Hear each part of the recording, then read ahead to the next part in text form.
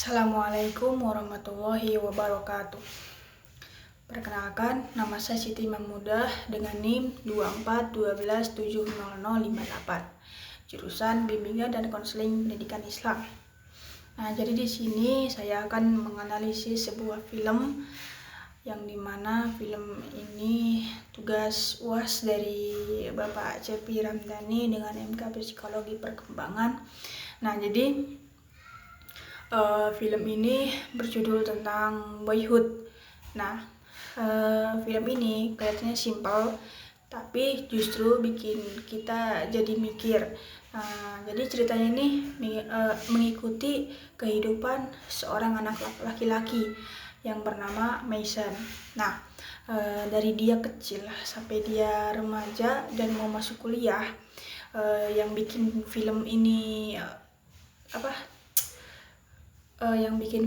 beda tuh prosesnya lama banget. Pembuatan filmnya itu lama banget, sekitar 12 tahunan. Jadi perubahan si Mason ini benar-benar terasa nyata, nggak diganti-ganti peran gitu.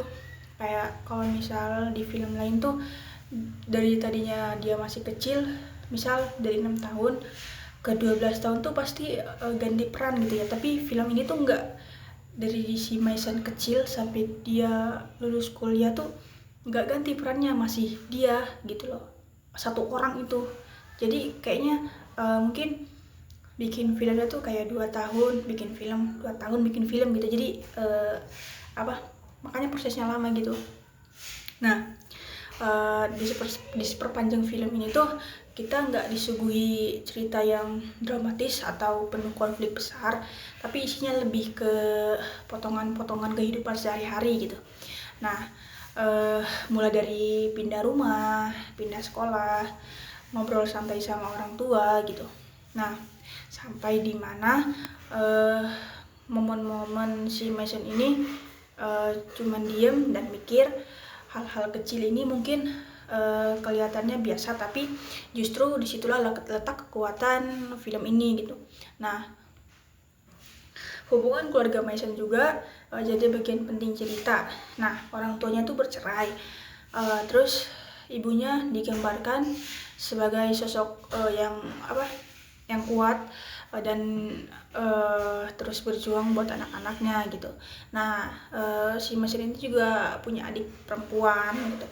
Nah, sementara ayahnya berusaha tetap hadir gitu, meskipun nggak selalu ada. Jadi setiap musim panas tuh ayahnya selalu ngajak anaknya dua ini main keluar gitu. Ya walaupun si mantan istrinya itu nggak diajak karena si mantan istrinya juga udah punya keluarga baru gitu. Nah, ada juga pengalaman si Mason ini hidup dengan ayah tiri yang sifatnya cukup keras. Nah, dan itu jelas ngaruh gitu ke kondisi emosionalnya dia. Nah, jadi mamanya ini nikah udah 2 kali sama 3 kali sama bapak kandungnya si Mason ini. Nah, dari sini kelihatan banget tuh kalau lingkungan keluarga ini punya pengaruh besar gitu dalam proses tumbuh kembang anak gitu. Nah, masuklah ke masa remajanya dia. Nah, cerita si Mason ini jadi makin relate gitu. Nah, dia mulai ngerasa bingung, mulai mikir soal pertemanan, hubungan gitu ya, tekanan di sekolah, dan pertanyaan klasik tentang masa depannya, kayak gue sebenarnya mau kemana sih gitu loh. Nah, film ini ngegambarin fase itu dengan tenang dan realistis, nggak berlebih-lebihan gitu, tapi justru terasa jujur. Nah, inti dari film Boyhood ini sebenarnya soal proses gitu ya. Film ini kayak ngingetin kita kalau hidup itu bukan soal satu momen besar yang mengubah segalanya. Nah, tapi soal pengalaman-pengalaman kecil yang terus numpuk dan akhirnya membentuk siapa diri kita sekarang gitu. Nah, kalau dilihat dari sisi akademiknya, film Boyhood ini bisa dibaca dengan gambaran perkembangan manusia yang berlangsung secara bertahap. Nah, baik secara emosional, sosial, maupun psikologis. Nah, film ini nunjukin kalau pembentukan karakter itu nggak instan gitu, tapi hasil dari pengalaman hidup, lingkungan keluarga, dan interaksi sosial yang terus berjalan. Nah, jadi secara keseluruhan film Boyhood ini bukan cuma film tumbuh dewasa gitu.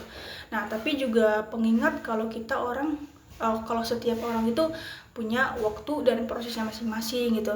Dan justru dengan memahami proses itu, kita bisa lebih menghargai diri sendiri maupun orang lain. Nah, terutama dalam konteks pendidikan dan bimbingan gitu teman-teman. Ya, mungkin itu saja yang bisa saya sampaikan. Kurang lebihnya mohon maaf. Assalamualaikum warahmatullahi wabarakatuh.